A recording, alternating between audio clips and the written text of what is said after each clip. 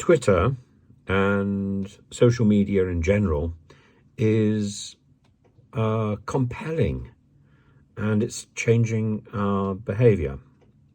So everything is photographed, everything is something about which we need to express an opinion. Everything is fodder for a campaign, one or another. Everything is fueled into one particular bin, and if you have opinions which contradict the bin you're in, then you're hypocritical, or you've flip-flopped, or you're sitting on the fence, or whatever, because everybody needs to share the same opinion. Now, what that best describes is a cult or a religion. And I think in an age when we have lost religion, Twitter and Facebook and YouTube and social media in general is fast becoming another form of religious belief.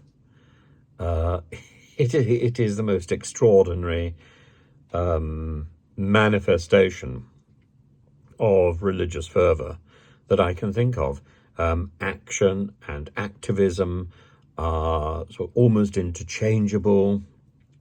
Commitment is probably more important than what people write or what people comment on or what people post. It's the commitment. The campaign becomes more important than the reality. And of course, social media can be hijacked by not only political entities, but also by propagandists, by groups, by advertisers to promote their particular wares, and so on. We don't want to read too much into this, but I was what's that Chinese dance thing? The Shenzhen. I was reading something extraordinary about that being a sort of cult, and although it promotes itself very successfully on social media and advertising, and it's bewitching. Is it really the stuff of a cult? Is it really a deception? Well, it may well be, but all theatre is ultimately a deception. And I suggest that Twitter, that Facebook, that social media is theatre rather than a religious cult. And if we look at it as theatre, if we look at it as a form of performance, and then we should, I think, be less focused on the content and more focused on the skill of the presenter, the skill of the medium, the way we control the medium. I think the content is possibly exaggerated as a and potentially dangerous.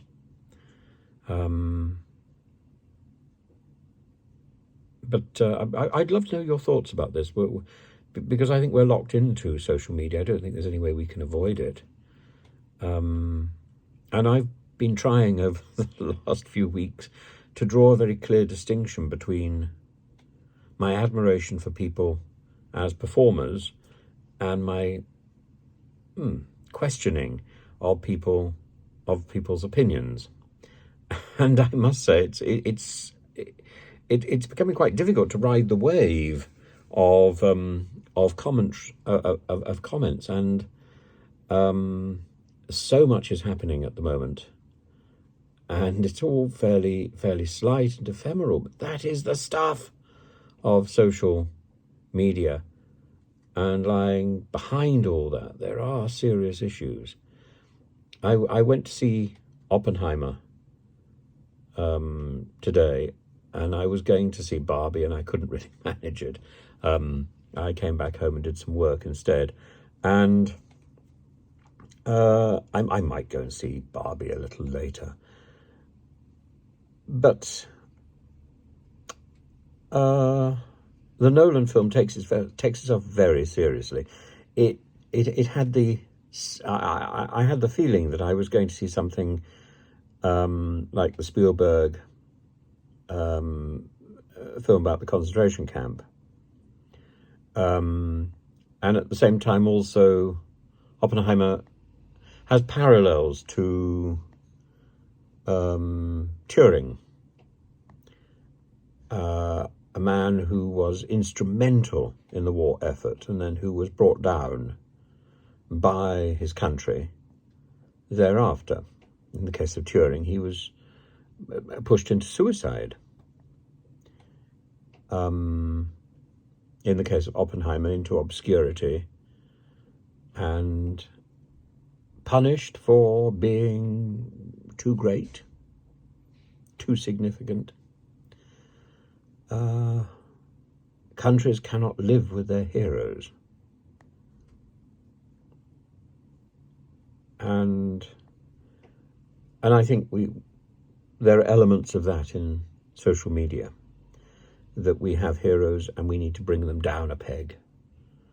And we've seen mighty media beasts falling in the last few weeks, and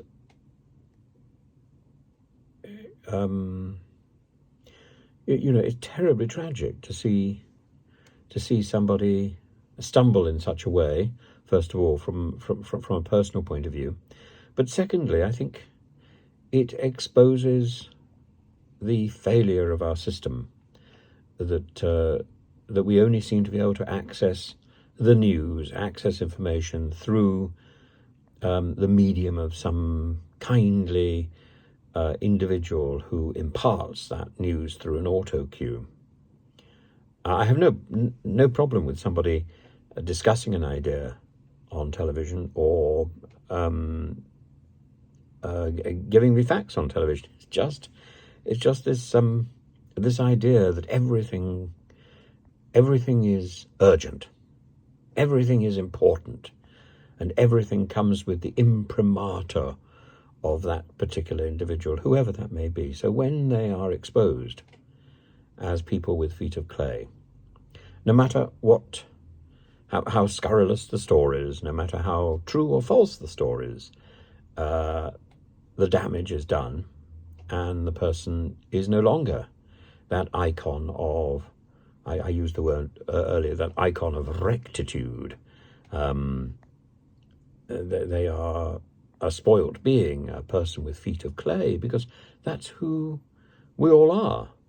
We aren't perfect.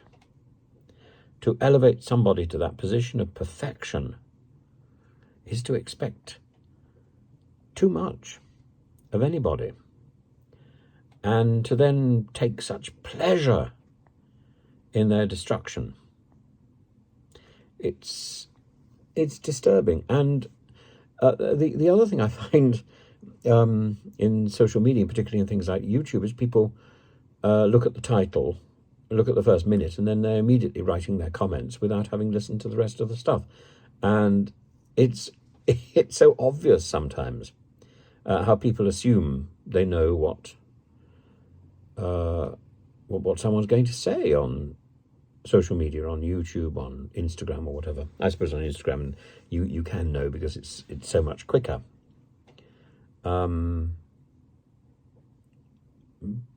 also how people put words into your mouth and say, yes, I remember you saying this. Whereas you don't. You didn't. It was never said. False memory, projection, or this is what I should have said, but I didn't. I don't think I'm hugely consistent. I'm hugely curious. I'm hugely interested, but I don't think I'm terribly consistent. And I think I'm a sort of liberal academic. I don't think I'm terribly academic, actually. I just enjoy looking at things and sort of seeing if I can make sense of them. And and I would like to see the best in everybody if that's possible. And I feel sad.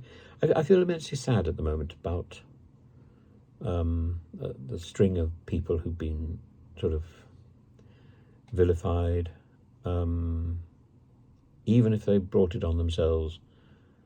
I feel very sorry, and I think I think it's terribly important to give victims credibility, but I think it's equally important to be sympathetic to the people who are at the centre of this storm and who are dealing with revelations which maybe they would prefer to have kept silent. Some of these revelations may not even be true. But again, social media and the desperation for immediate news piles the allegations on, and I don't think it's trial by media. I think that's a slightly different thing.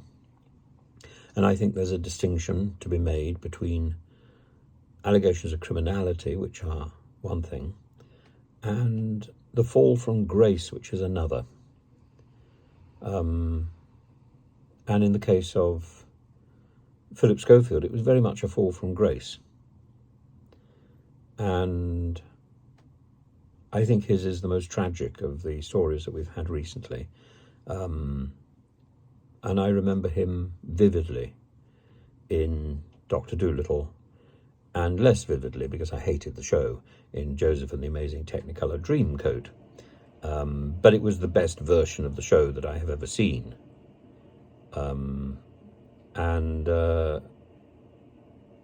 It even made me think I would have been quite happy to have played one of the parts, the father or something. But I just think it's a detestable show.